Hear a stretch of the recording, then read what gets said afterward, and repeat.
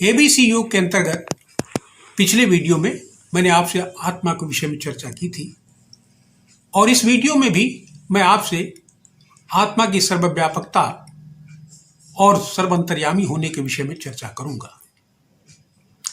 वो शरीर में आत्मा कैसे रमा हुआ है, इस बात को इससे समझा जा सकता है कि जैसे नमक पानी में घुला हुआ है उसी तरीके से ये आत्मा शरीर में रमा हुआ है।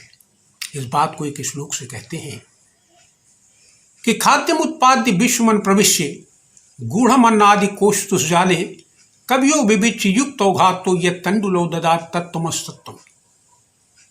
जैसे चतुर किसान धान से भूसी निकालकर चावल का कण निकाल लिया करता है, उसी प्रकार विद्वान व्यक्ति इस पंच तत्व के शरीर से, पृथ्वी जल अग्नि वायु आकाश से बने इस शरीर में निहित 5 कोषों जो अन्नमय, प्राणमय, मनोमय, विज्ञानमय, आनंदमय, ये 5 कोष हैं, इनके अंदर छिपे हुए जिस आत्म तत्व को ढूंढ निकालता है वो आत्म तत्व तुम ही हो।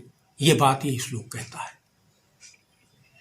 इसी की सर्वव्यापकता इस बात से जानी जा सकती है कि ये सभी चराचर प्राणियों में, स्थावर और जंगम प्राणियों में, सभी में विद्यमान है।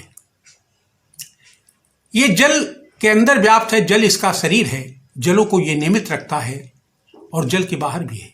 इसी प्रकार ये पृथ्वी के अंदर है, पृथ्वी इसका शरीर है, पृथ्वी को नियमित रखता है और पृथ्वी के बाहर भी है। इसी प्रकार सब भूतों में, सब प्राणियों में ये व्याप्त है।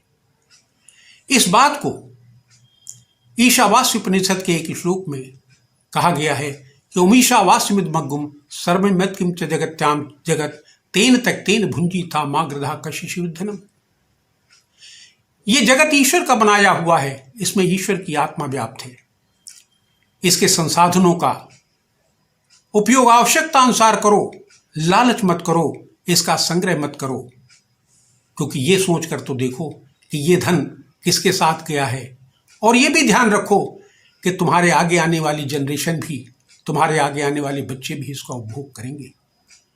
इसी बात को पुनः एक श्लोक में कहा गया है कि यस्तु सर्वाणि भूतानि आत्मनेवानुपश्यत् सर्वभूतेस्तात्मानं ततो न विजिक्षते।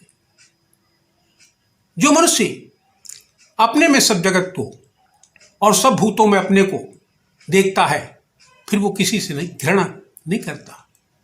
यस्मिन् सर्वाणि भूतान आत्मैवा भूत विजानता तत्र को मोहाकाशों का एकत्व मन पश्यत।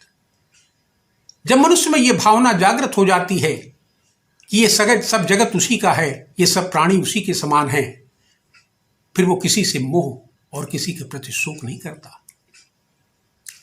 इसी प्रकार आत्मा के विषय में आगे चर्चा करते हुए ऋष कहता है कि वायुर्नम अमृतम थेदम भस्मांतगुम शरीरम ओम कृतो स्मर कृते स्मर कृतो स्मर कृतम स्मर। कि अंत में तो ये शरीर भस्मांत है, ये भस्म हो जाएगा। आत्मा अविनाशी है, वो नाशवान नहीं है, वो हमेशा रहता है, अजर अमर है।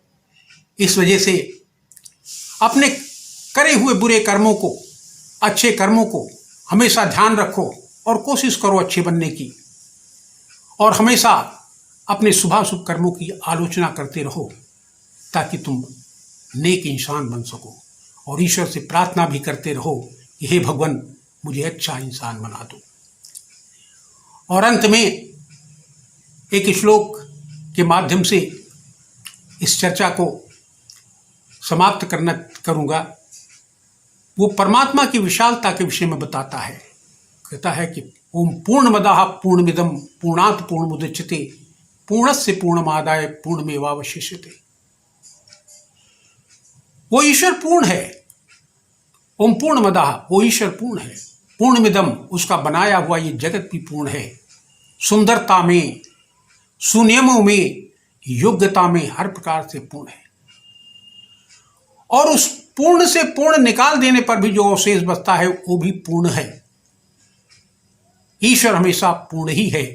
उससे के सब बनाने, जगत निर्मित करने के बाद भी जो अवशेष है, जो ईश्वर है, वो पूर्ण ही है, वो खंडित नहीं होता।